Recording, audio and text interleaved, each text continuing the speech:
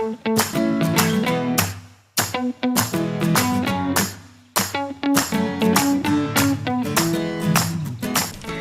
semua, ketemu bareng aku Salma dari Hear Misal. Di sini aku bakal bawain tips-tips and trick supaya kamu lebih lancar dalam public speaking. Karena selama aku di pesantren itu aku banyak nemuin tips-tips yang mungkin bisa kalian pakai ya. Nah, karena pesantren modern jadi banyak diajarin tentang public speaking dan organisasi. Nah, dari situ aku ngerti gimana caranya kita ningkatin public speaking, gimana caranya kita berani untuk maju ke depan. Nah, langsung aja ya, kita mulai. Yang pertama itu kita harus berani memulai ya. Kalau nggak berani memulai, kapan bisanya? Karena ketika kita udah mulai, kita bakal tahu apa yang perlu kita pelajarin, apa yang perlu kita tinggalin, apa yang perlu kita hapus, dan apa yang perlu kita perbaikin dari diri kita sendiri. Yang kedua, kita harus banyak latihan. Ya, latihan kayak pertama bisa latihan depan cermin. Depan cermin, gunanya kita latihan depan cermin untuk kita bisa tahu ekspresi kita udah pas atau belum, atau kalau di depan gitu ya, ekspresi kita pas atau belum, intonasinya udah bener apa belum, dan di depan nanti kita rapi nggak, gerakan kita udah pas belum gitu.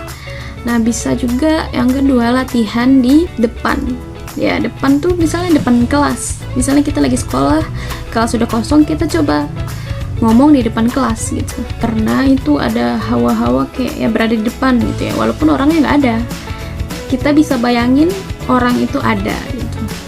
Jadi awal-awal tergagap-gagap itu nggak apa-apa, apalagi kan kita lagi latihan di kelas sendirian gitu. Itu boleh banget, malah kita kayak belajar mengekspresikan diri kita sendiri gitu. Nah, setelah latihan di kelas kosong, kalian bisa latihan di depan orang, mau itu satu orang dulu atau mungkin satu kelompok, misalnya satu circle kalian gitu kan.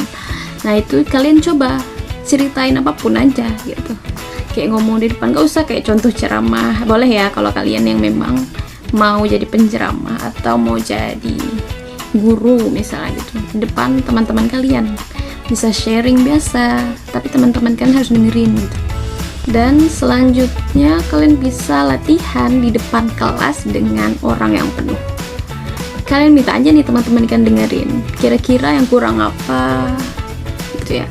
Atau kayak misalnya kalian udah mahasiswa, kalian bisa ya dari presentasi itu latihan ya. Mungkin bagi orang yang belum pernah maju itu bakal pertama kali itu bakal menjadi kayak dak-dik-duk itu groginya tingkat tinggi gitu ya.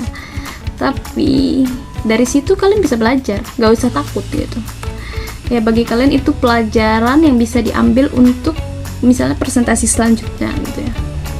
Yang pasti presentasi selanjutnya juga bakal lebih bagus dari itu.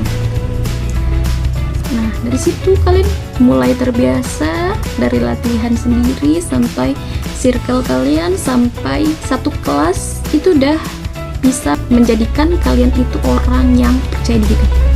Yang paling pertama itu penting percaya diri ya, menganggap diri kita bisa berbicara di depan. Karena kalau misalnya kita nggak punya kepercayaan diri itu, kita bakal ngerasa kita nggak bakal bisa gitu. Sampai di depan pun kita hanya bakal diam kalau kita nggak percaya sama diri kita sendiri gitu ya. Yang ketiga itu kita persiapkan dengan baik. Karena ketika kita persiapkan dengan baik, itu menambah tingkat kepercayaan diri kita untuk bisa lebih pede gitu di depan. Ketika kita udah punya persiapan yang matang, maka ketika di depan kita nggak bakal hahaha lagi, nggak akan bakal diem doang gitu ya.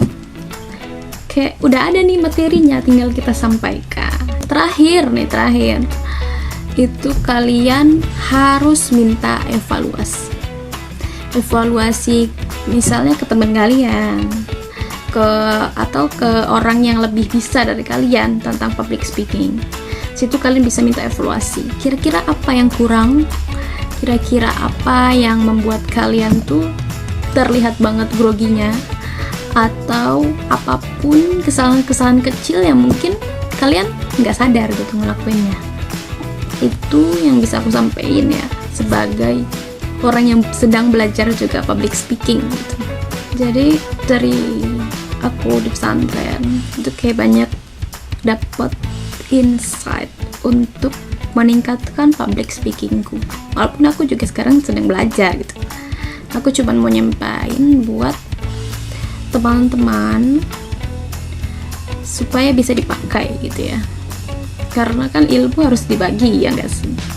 Oke, cukup sekian dan sampai jumpa lagi. Semoga kita bisa saling berbagi ilmu ya.